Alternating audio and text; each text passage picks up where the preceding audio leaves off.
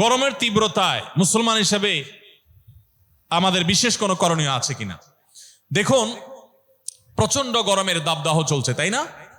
কাঠফাটা রোদ চলছে এবং আমরা বিভিন্ন সংবাদ মাধ্যম থেকে জানতে পেরেছি যে এই বছর এত বেশি গরম নাকি পড়ার আশঙ্কা আছে, সম্ভাবনা আছে যে গরমে প্রচুর মানুষের হিট স্ট্রোক হতে পারে, অনেক বেশি আপনার মানুষ অসুস্থ হয়ে যেতে পারে, দুর্ঘটনা ঘটতে পারে।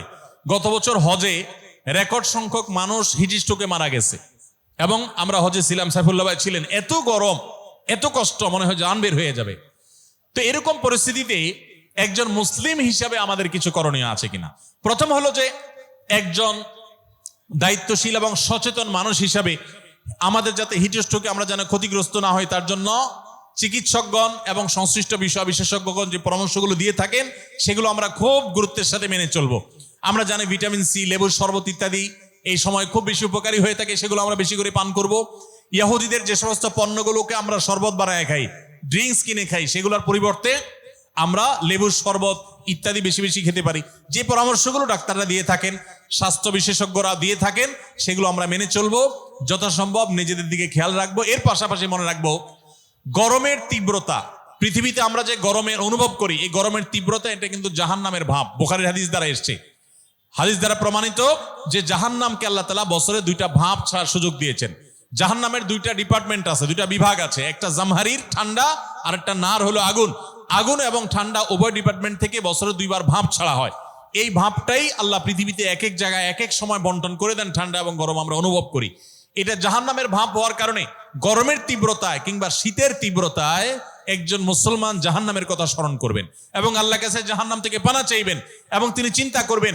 কোরআনে আল্লাহ উল্লেখ করেছেন, কুল নারু জাহান্নামা আশাদ্দু হাররা, তোমরা যে গরমের তীব্রতা অনুভব করছো, জাহান্নামের আগুনের তীব্রতা গরম এর চাইতে অনেক বেশি।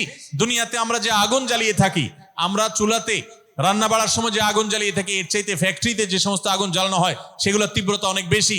দুনিয়াতে আগুন যত তীব্র হতে পারে, জাহান্নামের আগুন তার চাইতে 70 গুণ বেশি তীব্র।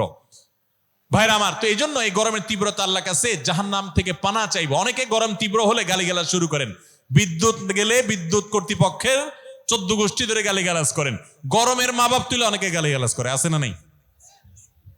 আর কিছু না হোক, একটা নর্মাল গালি দেয়, বউয়ের ভাইয়ের কথা বলে যে অমুকের গরম, বলে কি বলে না? তো এই ধরনের যে কথা বলা হয়, এগুলা অনেকে আমাদের নিজের অজান্তে বলি, যে গরমে সহ্য করতে না পারে গরমের মা বাপ তুলে গালিগালাজ করে দিলাম। তো এটা থেকে গরম কমবে? আরো গরম বাড়বে। কোন গরম বাড়বে? মাথা গরম হবে, মেজাজ গরম হবে, আরো গরম বাড়বে, লাভ হবে না। তিরমিজির একটা হাদিস আছে, যে জিনিসটাকে গালি দেওয়া যায় না, অভিশাপ দেওয়া যায় না, ওইটাকে যদি কেউ অভিশাপ দেয় তাহলে সে অভিশাপ তার উপর এসে বর্তা। এই জন্য ধৈর্য না হারানো, সবর করা। আল্লাহ তাআলা আমাদেরকে সবর করার তৌফিক দান করুন। সেই সাথে গরমের তীব্রতা কমানোর জন্য প্রত্যেকটা মানুষ প্রচুর পরিমাণে গাছ লাগানোর চেষ্টা করবেন।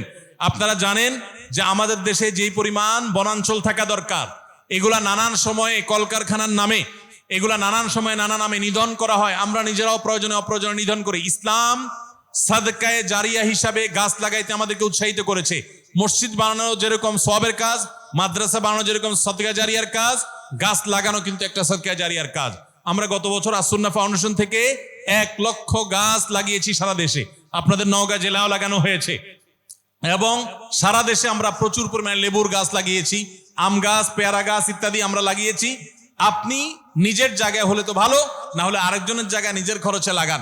ভাই, গাছটা আপনি ভোগ করেন, আমি লাগাই সব কামাই করলাম। এই গাছ বড় হবে, ছায়া দিবে, এক সময় গরমের তীব্রতা একটু হলেও কমতে সাহায্য করবে। এর মাধ্যমে আপনি আল্লাহর কাছে সওয়াব পেয়ে যাবেন। বিধায় গরমের তীব্রতায় ইমানদার সে আল্লাহ তাআলার কাছে সবর করবে এবং এই ধরনের সওয়াবের কাজ করবে, জাহান্নাম থেকে পানা চাইবে। এবং বিশেষ করে গরমের দিনে রোজা রাখা একটু কষ্টের, ওই কষ্টের সময় রোজা রাখার আবার সওয়াব আছে। সোমবার বৃহস্পতিবার রোজাগুলো একটু কষ্ট করে রাখবেন।